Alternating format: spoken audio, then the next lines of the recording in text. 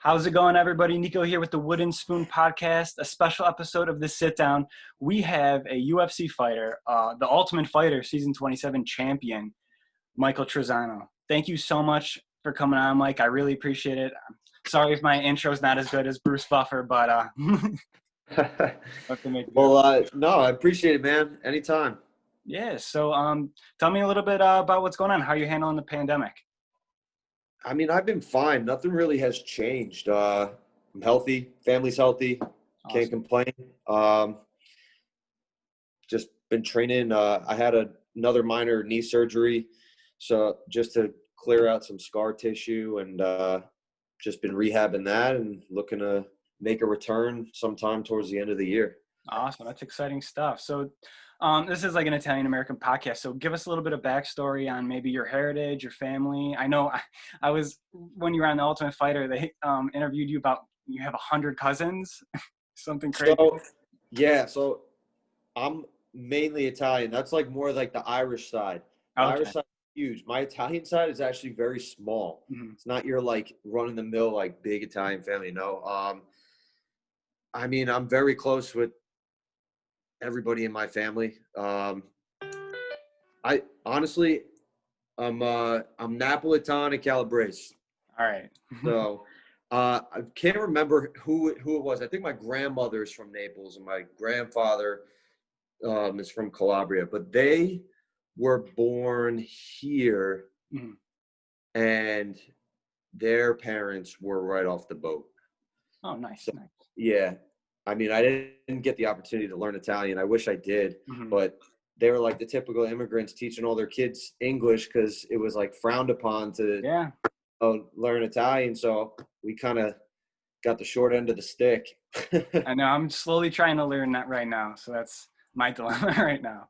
I've wanted to do it. I haven't pulled the trigger yet. So, I mean, I got to get on that. But yeah, there's so many free resources to it. It's almost too much free resources. So it's like you almost have to make like a money commitment and kind of jump into it.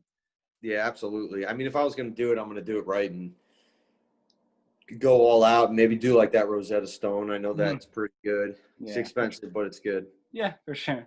So, I mean, any run-ins with the Wooden Spoon growing up? I mean, that's the name of the company over here. So that was more of like my dad and his brothers telling the story. Like as soon as like they'd be fighting or whatever, and as soon as my grandmother just opened the drawer, they'd scatter. Yeah. But I mean, they're gone. I lost my grandmother in 2000, 2001, and my grandfather in 2009. So, I mean, it's been a while since they've been around, but I mean, we still have big family get-togethers, every year. We usually do Christmas Eve at my uncle's house, and that's usually just craziness. Yeah, Christmas Eve is almost always bigger than Christmas Day. My entire life, Christmas Eve has been like chaotic, and then Christmas Day has just been everybody's like recovering from Christmas Eve. You do the 7 fishes or just big dinner? We were doing the 7 fishes, and then my aunt and uncle got tired of cooking, so like for a long time, we've been doing just sushi. They get like a massive sushi boat, and there you go, 7 fishes right there. That's a good idea. Yeah, right. Yeah, so tell us a little bit about like you getting into MMA and how that journey kind of went. Like, was it always like from you were little, or did you kind of discover it a little bit later on? So, I mean, I grew up watching like Rocky with my dad, and that got me pumped. I always wanted to fight at Madison Square Garden, so that's a goal still. It's a super achievable goal. Yeah, I mean, it could happen. I mean, with the pandemic and stuff, it's kind of like delaying it, but yeah, so I'd be watching that, and I always wanted to box. I wasn't really too familiar with MMA until I started training. I walked into a Tiger Showman's that was right around me in Jersey, and I started doing everything: boxing, kickboxing, jiu-jitsu, wrestling. That was your first like MMA experience and training was right at Tiger Showman's? Yeah, man, we do everything dropping you right into the one deep spot. Yeah, man, I just started training there, and then a couple of the guys that were on our fight team had done the show. I've seen it, and this was back at they must have been on season like 12. Mm-hmm. And I told my coach at the time, I was like, I'm going to win season 25. And this was back when it was like season 12. I'm like, I'm going to be on season 25. I'm going to win it. Now it's 2-0. 2-0 predicting it. But yeah, I mean, it was, as soon as I saw that show, I thought it was an awesome opportunity to, one, get my name out there, and it was a good platform to get into the UFC. So, you know, as soon as it happened, I actually fought in Bellator right before I went on the show. And because they called first, they had a local show. They were trying to get local fighters to fill the undercard. So I was like, hell yeah, I'm going to take that opportunity. And then I fought, did well. And then like a couple months later, an announcement came out. It was like a flyer, like Ultimate Fighter undefeated tryouts on this day. And I was like, hell yeah, let's do it. And I just ran with it. And I honestly didn't put any pressure on myself. I was like, look, I'm going to just go out there, give it everything I got. If it goes well, great. If not, whatever. You know, I'm still young in my career. I was 6-0 at the time. And, you know, I still had plenty of time to grow and improve. And shit, I won. So yeah. So what was that whole experience like? Like almost like behind the scenes, because that season they were freaking killers. That season, I remember I watched every single episode. I was hooked on that one because you got Stipe and DC as your coach, and then like Joe Giannetti, Luis Pena, like guys that are just doing amazing now. And then even on the featherweight side of it, there was Brad Katona, Bryce Mitchell. So like, what was it like being around like kind of like all these killers? It was a good experience. You know what? The fact that everybody was undefeated, everyone had a chip on their shoulder, but everybody was very professional. So there wasn't really like any animosity in any of the fights. Everybody knew we were all good. Everyone knew everyone's tough. We weren't going to have like an easy fight at all. And yeah, I mean, I feel like that almost weeds out some of the drama too, doesn't it? Yeah. I mean, I anytime there was like some drama, I mean, look, you put 14 guys in a house, or 16, I guess, and they can't contact anybody, and we're ready to fight, like tempers are going to flip, you know, the testosterone is going to go through the roof and people are going to butt heads. But anytime there was anything going on, I kind of just stuck to myself. You know, with a couple guys that I got along with really well, and we would just hang out and chill. And I mean, most of the time we were kind of just taking naps in between training sessions because we were doing double sessions. We were exhausted, you know, just not even just physically, mentally too, just being stuck there. And yeah, it was a relatively easy experience. I mean, it was hard, but yeah, I thought it was going to be a lot tougher. You know, I had different expectations going in, but it worked out really well. It was a great group of guys, and I wouldn't do it again, but it's a great opportunity. I think they should continue with the show. They kind of stopped one season after me because I know they've been going through the Contender Series, which is like it's an awesome opportunity to get a contract. It's definitely way easier than doing the show. I was going to say, that was another question I had. Would you have rather like done that route, or did you like the Ultimate Fighter? I mean, because with the Ultimate Fighter, you also get like that many more weeks of publicity and interviews. Yeah, I mean, there's pros and cons to both. At the time, I don't think there was Contender Series yet. So if I had the two options, I probably would have done Contender, just because you get in and out right like that, and it's one fight. I'm not stuck somewhere outside of my comfort zone. I can still train with my gym, and then I just go. Yeah. So, I mean, it's definitely the easier route. I mean, not saying that the fight would be easy, but, I mean, being on the show, stuck away for 6 weeks, you're isolated, and you fight a couple times in a short span. I mean, I fought twice in 8 days, so it does take a toll on the body. And but at the same time, like you said, it definitely exposes you more to the world versus the Contender Series, which is like a short little clip of your life, and then you go fight. So, I mean, what was it like too training with Stipe, the heavyweight GOAT, in my opinion? So what was it like being around him? It was awesome. He had a good way of coaching us. Like, he brought in a great coaching staff, a bunch of guys. They were great, and they did a good job of taking our minds off fighting. Every now and then, like every day, almost every day, every other day, they would try and take us out at night, and like we would go to a restaurant or something, and they'd treat us, or we went go-karting, we went to the park and just hung out, threw a football around, whatever, just got our minds off of fighting. And I thought that was a really great thing that they were doing, because the other team was like stressed out and they were getting worked hard. And, I mean, they won most of their fights, so I mean, but they were definitely miserable because they were just stuck there. They would go from the gym back to the house, gym back to the house. A lot of injuries too, right? What's up? A lot of injuries too, right? Yeah, there was a few. I mean, it's the name of the game. But, I mean, do I think it's from being overworked? No. But I was banged up right after my first fight. Like, I didn't even train in between. I just did recovery just because I couldn't punch. My knuckles were hurting. My hip was bothering me, my knee. So I had to kind of just get as healthy as I could as fast as possible before the next fight. So, were there any like behind the scenes stories or anything that maybe didn't hit the cameras that, like, I don't know, pop in your head? We would definitely try and like mess with the camera crew because they like, we all had microphones on us. So like, if they weren't in the same room as us, they could still hear us. Like, if we started like talking shit about somebody or we started talking about fights, like they would just like sprint to the room and start like filming. So sometimes like we would pretend to like talk shit. They would come and then we would just leave. Oh, that's hilarious. Yeah. Or like late at night, like we start talking in the rooms, all of a sudden the lights go on. They're like sprinting out of the back, like ready to film, and then we just like go back to sleep. That's funny. Yeah, so I mean, you won Ultimate Fighter, which was insane, great. That was awesome. And then you have to like almost defend the Ultimate Fighter like championship, like your next fight against like Luis Pena. So what was that like too? So that's like almost like keeping you in that mindset. Yeah, I mean, he got hurt on the show. He thought he should have won. I mean, he's a great fighter, but I proved him wrong. Plain and simple. I don't ever like put pressure on myself. Like, you could talk shit to me all you want, like it doesn't affect me. Like it's like, okay, we're gonna fight. I'm gonna be able to punch you. You're gonna be able to punch me. Like, there's no sense in like trying to get me riled up because it's not gonna work. And he called me out, and I was like, okay, let's do it.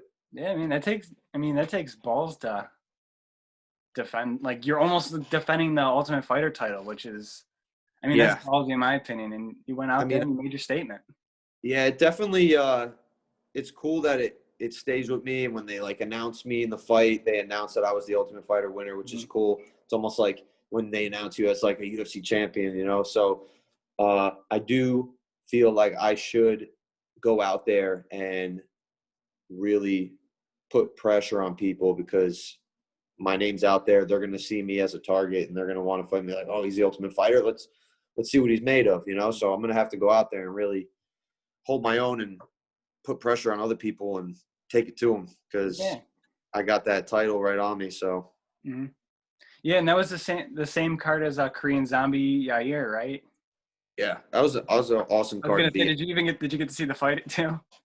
Yeah, as soon as I went in the back, because I was the first fight on the main card. I went in the back and I was just relaxing. I watched the rest of the fights in the back. It was crazy. That was a crazy fight.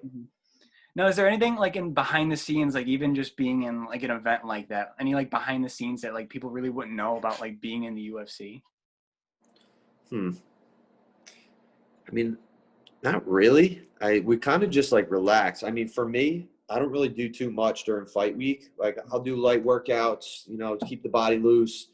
But for the most part, I'm just relaxing and chilling and making sure I'm 100% for the fight. And even like leading up to the fight, that on fight day, like I'm in the hotel relaxing with my family, say bye to them, take the bus to the arena.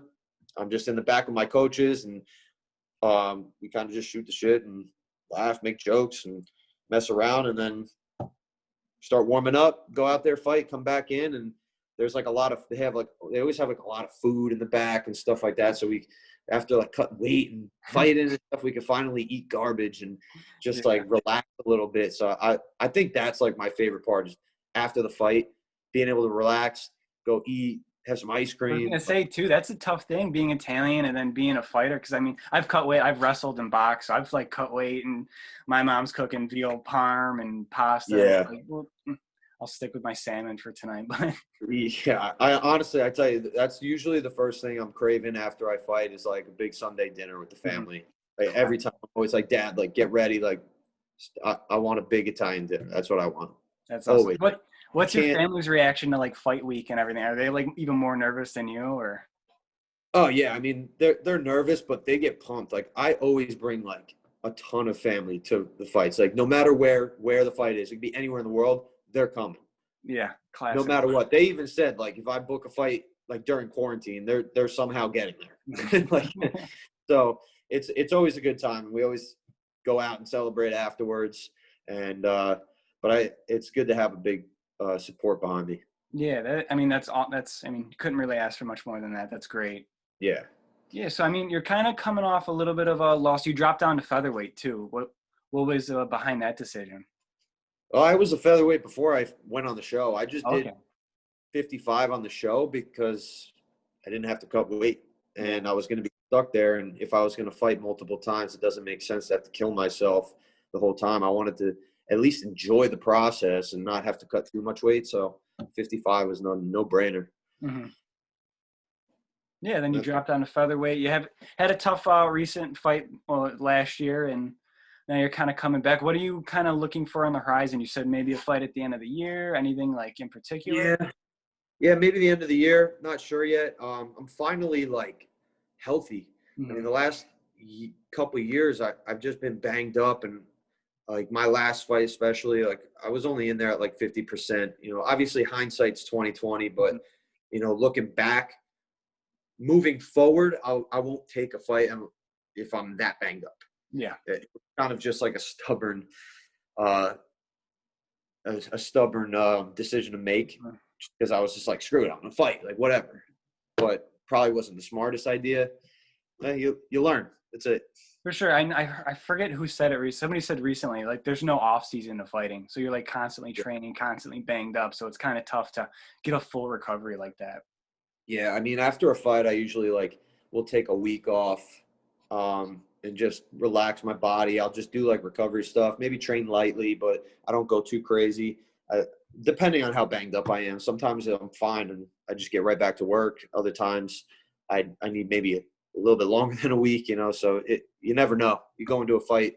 I mean, win or lose, everybody loses. You get banged up and you're hurting and it just takes a toll. Even training, you're training at Tiger Schulman. You got killers in that room too, 24/7. So training with guys like Jimmy Rivera and Shane Burgos, what's that like?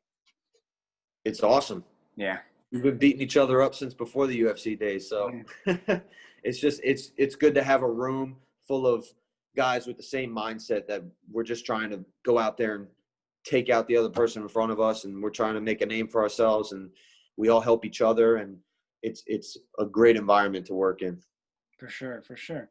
Yeah, I mean, I actually got a couple fan questions. I'll check my Instagram too to see if we have any more. But one came in from Hannah Manning. And what mixed martial arts or what like fighting discipline would you recommend for females that want to get started? I definitely think just for females, whether it's competition or not, I think jiu-jitsu is a super important art form to learn just for self-defense aspects, because no matter how big the person is, you got good technique. Like you could be big and strong, but you can't flex and stop blood flow to the brain. Yeah. So you could choke a dude out twice your size and be able to protect yourself. So I think jiu-jitsu is definitely a smart way to go, because 90% of the time, especially on the street, a fight's going to end up on the ground. Someone's going to grab. So it's good to have a good understanding of what to do in certain situations. Totally agree. And then just another one from another follower. What's your favorite meal? I guess you kind of covered this a little bit, but favorite meal? I guess you said like post-fight, you like a good Sunday dinner. So is that like pasta, meatballs? I love rigatoni bolognese. That's like my favorite. I had one of the best bolognese in Italy. I was in Tuscany with my family. This is back when I went there in like 7th grade, and I had like a wild boar bolognese. Oh my God. It was like the best. I could still taste it right now. Like it has not left my mind. The next time I go, I'm going to make a point to get that same thing. That's cool. Yeah. That's cool. Yeah. You're out in Jersey, right? Yeah. So what are like some go-to spots around the Jersey area? So I know I was in Newark a couple years ago. I was actually there for the VMAs. I wasn't just hanging out in Newark. But we went to Calandra's on the way back, so that was like a good spot. okay, yeah, no, Calandra's is good. Man, there's so many. It's hard to just be like this one spot. Hmm. Uh, Or maybe if you had like a pizza spot, go-to pizza spot. um, yeah, I mean, back in my town where I grew up in Ramsey, so that's like all the way North Jersey. Um, there's a really good spot called Pietro's. They had great pizza, just great time. It was run by these identical twin Italian brothers right off the boat. Great place to eat. I mean, I always liked it. So So that's a good shout out to spot. Yeah, Pietro's. small little spot nobody really knows about unless you grew up in Ramsey. So I mean, I'd go Those are the check that best. out. All right, man. Well, I appreciate you coming on. Anything that you wanted to plug, your social medias, anything else you got going on business-wise? No, just follow me at the Lone Wolf MMA on Instagram and Twitter, and Oh, I'm gonna be one more back. question. One more question. Yeah, Where did the cowboy hat come from? The USA cowboy hat. man, me and my family, we're like we were born in the wrong state. My we like to hunt, we like to fish, we like to be on the outdoors. My cousins, they have a place in Wyoming, and they run their own hunting outfitters That's called fun. Constant Quest. And yeah, I mean, we hunt all the time, and they go all over the world hunting. And uh, yeah, that's just where it comes from. I just like the Western aspect of stuff. Like It's I fun. got my own guns, and I got a revolver, a lever action rifle. Like I'm into that stuff, man. Awesome. That's awesome. So I appreciate you coming on, brother. Good luck to you. Good luck with everything in the future. Hopefully get a fight soon by the end of the year, then end up at Madison Square Garden soon. Hell yeah, man. Thanks. Appreciate it. Thanks for coming on, man. All right, have a good one. Take care.